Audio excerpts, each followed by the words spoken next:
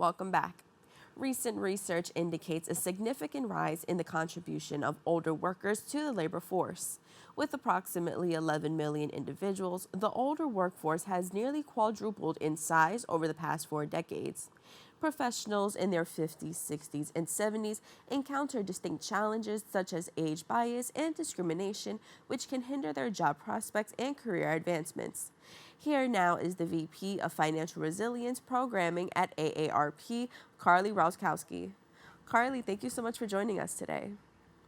Thank you so much for having me. So to start off, right, can we just talk a little bit about what the job search landscape looks like now, particularly for older job seekers? Well, the labor market is strong and unemployment is still at historic lows. Earlier this year, we did ask people 50 and older if they were looking to make a job change in 2024, and about 14% said yes. Making more money was the top reason for a change, followed by wanting to feel valued and wanting more flexible work options. So encouragingly, 86% did feel confident that they could make the switch in 2024. And are there any emerging job trends or changes in the hiring process that people should be aware of for 2024?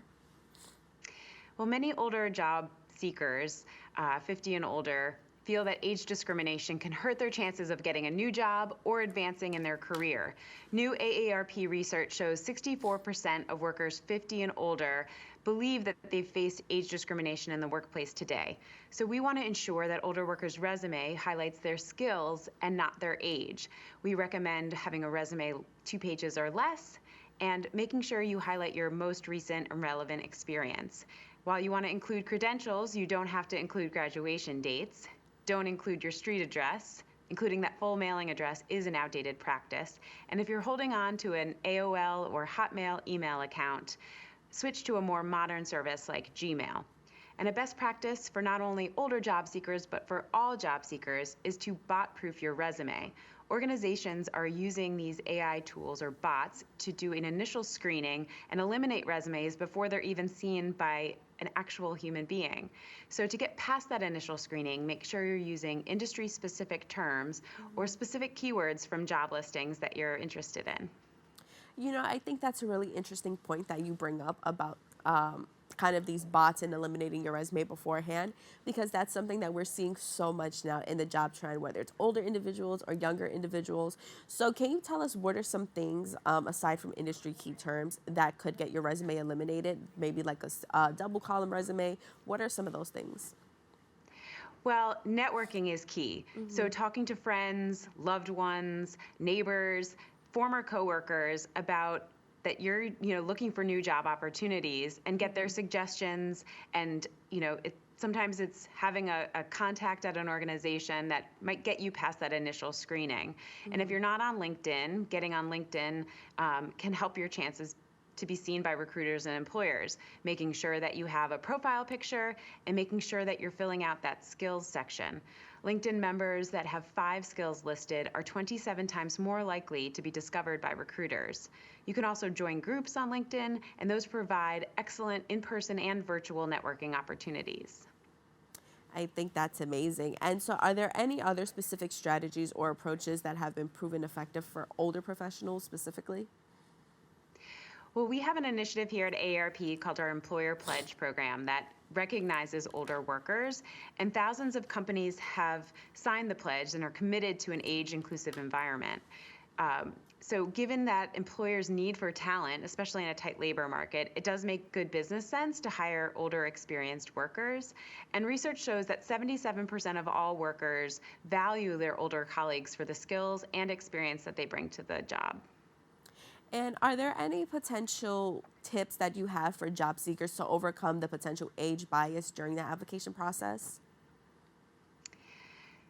We help older job seekers avoid age-related questions. We advocate across the country, both federally and nationally, on a state level, to help with the hiring and recruiting process and eliminating age bias by eliminating employers from asking age-related questions in that recruiting process. And I know a lot of companies, whether it's younger or much older, sometimes they're now really looking to hire within those age brackets, so to speak. So In your opinion, has there been a noticeable shift in more companies wanting to hire older workers in recent years?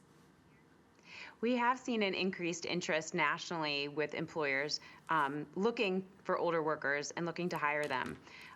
Again, we have an AARP job board that highlights our employer pledge signers who have a seal on those job descriptions and those job placements, looking for older workers and looking for the experience that they bring to the workforce. Speaking of that experience that they bring to the workforce, can you talk about some of the advantages that older individuals do bring to the workforce, and how can we effectively communicate that to employers? Older job seekers or workforce employees do bring what we call soft skills or power skills, things like leadership, communication, mentoring. And those are skills that employers are looking for, and older workers tend to have more of those due to the experience they have over the course of their career. And from the employer perspective, are there any insights into the initiatives that employers are putting in place to attract and retain older talent? Yeah, so we've seen things from returnships to apprenticeships for workers of all ages, as well as phased retirement plans, different benefits that employers are putting in place to not only recruit, but also retain workers of all ages. And you kind of touched on this a little bit earlier in the interview, but can you talk a little bit about the importance of networking for job seekers, older individuals? Networking is critical, especially as an older job seeker. You have a much longer career that you can tap into. So when talking to former colleagues or even your current colleagues, asking them for suggestions or their advice can help with the job search. And of these resources, can you tell us a little bit about what are some resources that AARP offers to older Americans looking for work, and how can individuals access and benefit from these resources? AARP is offering free virtual interactive workshops throughout the month of February for job seekers. And these workshops will focus on updating and age-proofing your resume, honing your interview skills, networking, and how to avoid work-from-home scams. You can register for a day and time that works best for your schedule at aarp.org/jobsnational. And are there any specific tools or programs that have received positive feedback from users? We at AARP also have an AARP job board. Like I mentioned, we have help with resume. We have videos both on demand and live to help with interviewing skills and navigating the job market. And those resources can be found at aarp.org/work. And something I want to mention is that we didn't necessarily mention in this interview is why older individuals are going back to the workforce. So can you talk a little bit about how the changes in retirement plans have influenced the decision to continue working?